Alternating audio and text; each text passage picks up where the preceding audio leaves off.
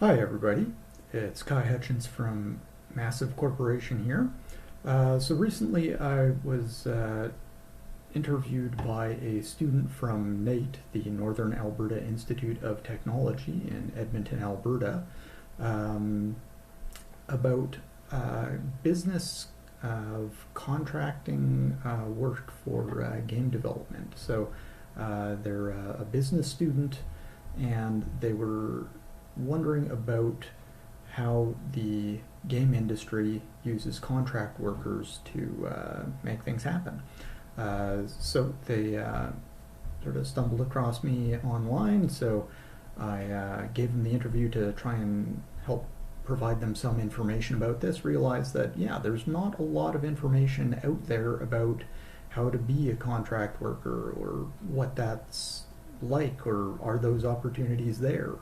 So I thought that having had some expertise and experience in the area, that I would share both the questions here and the answers, so that you can be a little more informed, and maybe contract work is your route to getting into the game industry. So, um, yeah, thanks to the student for allowing me to use this interview and share it with you all. So hopefully we can answer some questions and help everybody get more informed and ready for getting into the game industry and fulfilling their video game dreams.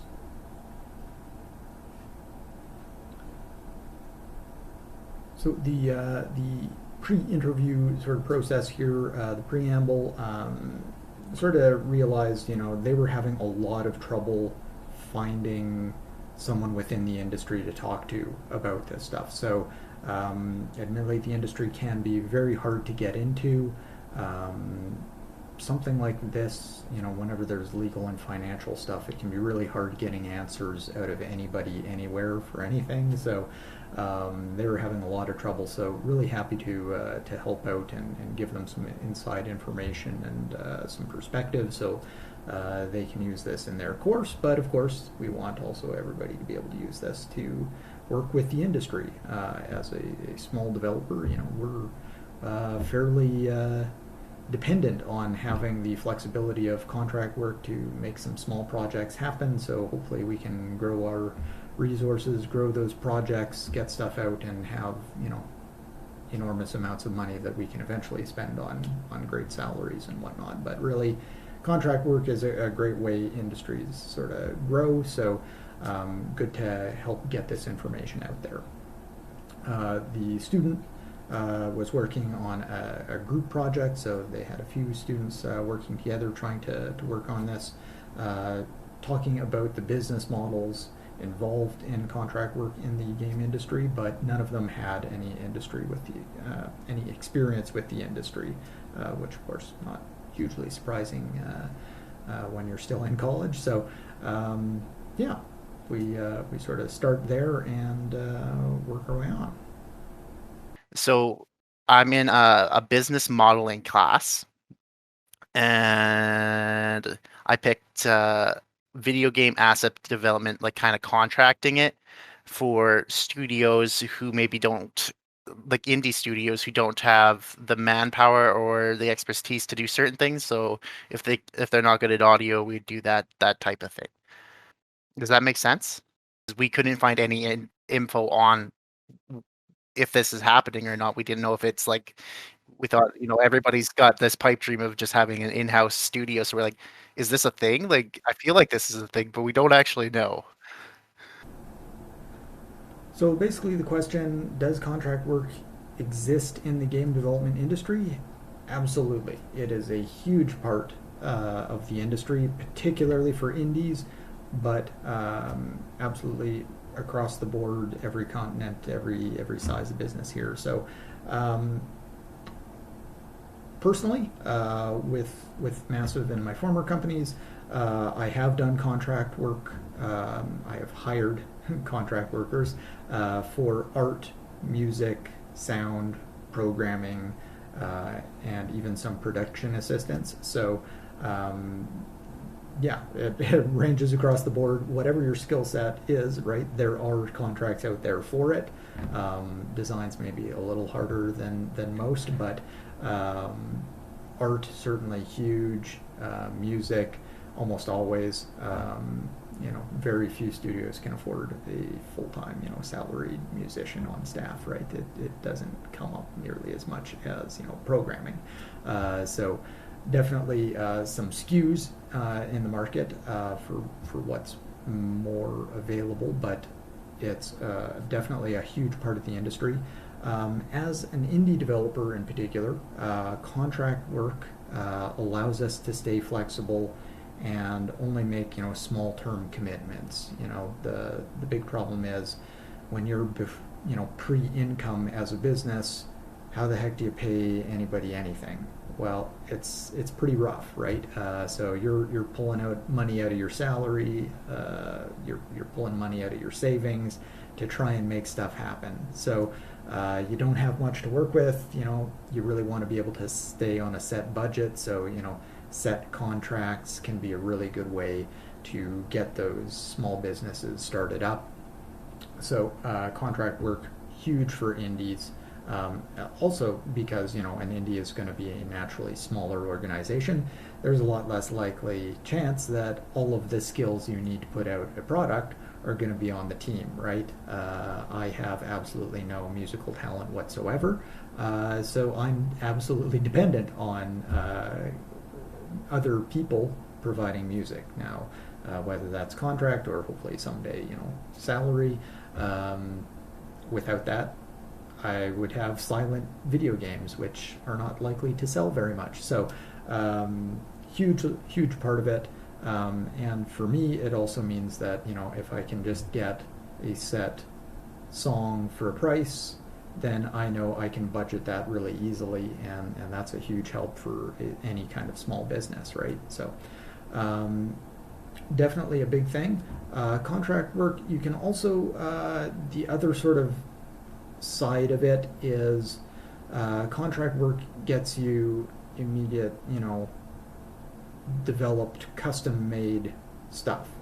But with an indie developer, sometimes you need to cut your budget even more. So sometimes you'll see indies go, instead of for contract work, they will contract out assets. And generally you would say they would purchase assets. So what that really is you're finding stuff that's already been made, and instead of paying people to make it, you're just paying to use the stuff they've already made. So you're actually just licensing materials that already exist. So somebody makes a tile set, you go, hey, that's good enough. Look, there's grass, there's trees. Shockingly enough, that'll work for my game. So you can just talk to that artist, hey, can I just use that piece? I'll pay you X amount, and then I can use it in my commercial product. Cool. Very common with sound effects. I mean, that's how many uniquely created explosions are you going to make? Well, that's a little tricky to make. So you'll end up seeing a lot of pre-made assets, particularly in sound effects. But you might use music that's already been composed. Hey, I really love this piece of music. It would fit this game great. I'll just license it from that musician. Art, particularly tile sets, those are very sort of common things. Grass is grass. So you can see a lot of small studios will also license out work that's already been made. So similar to contract work, sort of competing potential there. Of course, it's always nicer to have custom made work, because then it's absolutely for your project. It'll be a fresh new thing for your audience. When you do license an asset, you kind of have to wonder, oh, is that the same title song as 5 other games that I'm competing with? Because that'll look kind of weird, sound kind of weird, I should say.